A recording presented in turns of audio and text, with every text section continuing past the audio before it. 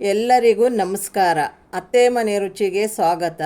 ಇವತ್ತು ಕೈಮಾ ವಡೆ ಮಾಡೋದು ಹೇಗೆ ಅಂತ ತೋರಿಸ್ಕೊಡ್ತೀನಿ ಬನ್ನಿ.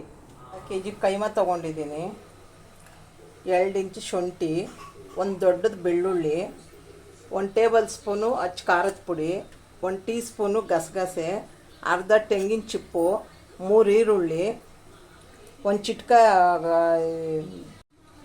ಚಿಟ್ಕ ಜೀರಿಗೆ, 10 ಲವಂಗ, ಒಂದು 20 ಗೋಡಂಬಿ, 1 ಇಂಚು ಚಕ್ಕೆ, 10 ಕಾಳುಮೆಣಸು, 1 ಅನಾನಸುವ. ಹುರ್ಗಡ್ಲೆನ ಕಲ್ಲುಪ್ಪು ಒಂಚೂರು ಹಾಕಿ ನುಣ್ಣಕ್ಕೆ ಪುಡಿ ಮಾಡಿ ಇಟ್ಕೊಂಡಿದ್ದೀನಿ. ಸ್ವಲ್ಪ ಪುದೀನ ಸೊಪ್ಪು, ಸ್ವಲ್ಪ ಕೊತ್ತಂಬರಿ ಸೊಪ್ಪು, ಸ್ವಲ್ಪ ಸಬ್ಸಿಗೆ ಸೊಪ್ಪು.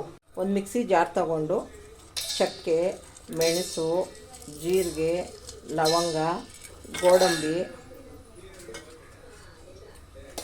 ಶುಂಠಿ, ಬೆಳ್ಳುಳ್ಳಿ, ಗಸಗಸೆ ಹಾಕೋಣ.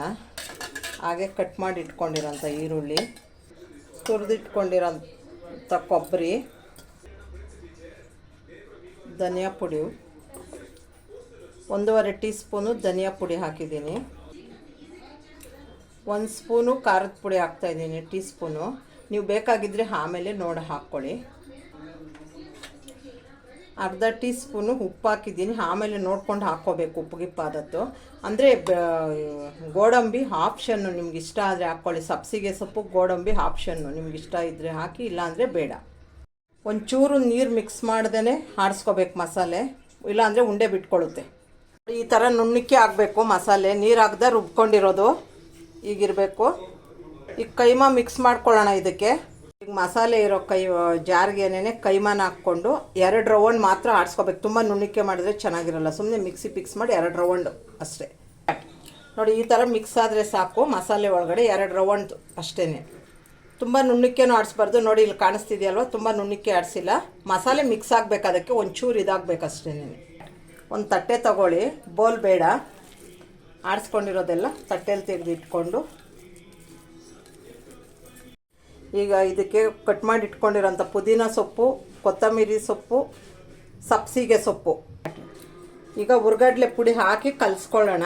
ನಮ್ಗೆ ಎಷ್ಟು ಇವಾಗ ನೀಟಾಗಿ ಕಲಿಸ್ಕೋಬೇಕು. ಆಮೇಲೆ ನಿಮಗೆ ಬೇಕಿದ್ರೆ ಇನ್ನು ಸ್ವಲ್ಪ ಹುರ್ಗಡ್ಲೆ ಪುಡಿ ನೋಡ್ಕೊಂಡು ಹಾಕ್ಕೋಬೇಕು. ಹುರ್ಗಡ್ಲೆ ಪುಡಿ ನಿಮಗೆ ಬೇಕಾಗಿದ್ದರೆ, ಅವಶ್ಯಕತೆ ಇದ್ದರೆ ಹಾಕ್ಕೋಬೇಕಾಗುತ್ತೆ. ಉಂಡೆ ಕರೆಕ್ಟಾಗಿ ಬಂತು ಅಂದರೆ ಬೇಕಿಲ್ಲ, ಇಲ್ಲ ಹಾಕಬೇಕಾಗುತ್ತೆ ಒಂಚೂರು. ಅದು ನಿಮ್ಗೆ ಗೊತ್ತಾಗುತ್ತೆ ಕಲಿಸೋವಾಗ. ಅವು ಬೇಕಾದರೆ ಸೇರಿಸ್ಕೊಳ್ಳಿ. ಉಪ್ಪು, ಖಾರ, ಹುರ್ಗಡ್ಲೆ ಪುಡಿ, ಆವಾಗ ನೀವು ರೆಡಿ ಎಲ್ಲ ಸಮ ಮಾಡ್ಕೋಬೋದು, ಹೆಚ್ಚು ಕಡಿಮೆ ಇದ್ದರೆ.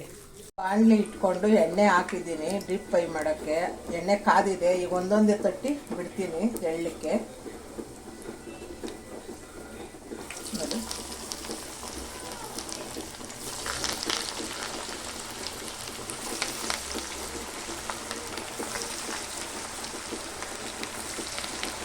ಸ್ಟಾರ್ಟಿಂಗಲ್ಲಿ ಒಂದು ಸ್ವಲ್ಪ ಹೈಯಲ್ಲೇ ಇಟ್ಕೊಳ್ಳಿ, ಆಮೇಲೆ ಸಿಮ್ಗಿಡಿ. ಒಂದು ಸ್ವಲ್ಪ ಬೆಂದಮೇಲೆ, ಅರ್ಧ ಬೆಂದಮೇಲೆ ಸಿಮ್ಮಲ್ಲಿ ಇಟ್ಕೊಂಡು ಫ್ರೈ ಮಾಡಿ, ಡೀಪ್ ಫ್ರೈ ಮಾಡಿ.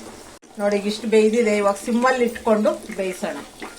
ನೋಡಿ, ಇದೇ ಥರ ಇದು ಮಾಡ್ತಾ ಇದ್ದೀರಿ, ಡೀಪ್ ಫ್ರೈ ಮಾಡ್ತಾ ಇದ್ದೀರಿ. ಇದನ್ನು ಬೇಕಿದ್ರೆ ತವಾ ಮೇಲೆ ನಾವು ಡ್ರೈ ಇದು ಮಾಡ್ಕೋಬಹುದು, ಎಣ್ಣೆ ಹಾಕ್ದ. ಮತ್ತೆ ಬೋಂಡ ಥರ ಕರಿಬಹುದು. 3 ನಿಮಿಷದಿಂದ ಬೇಯಿಸಿದ್ದೀನಿ. ಈಗ ಆಗಿದೆ. ತಗೊಂಡು ಸರ್ವ್ ಮಾಡ್ಕೊಳ್ಳೋಣ. ರೆಸಿಪಿ ನಿಮ್ಗೆ ಇಷ್ಟ ಆಗಿದ್ರೆ ಲೈಕ್ ಮಾಡಿ, ಶೇರ್ ಮಾಡಿ, ಸಬ್ಸ್ಕ್ರೈಬ್ ಆಗಿ ನಮ್ಮ ಚಾನಲ್ಗೆ.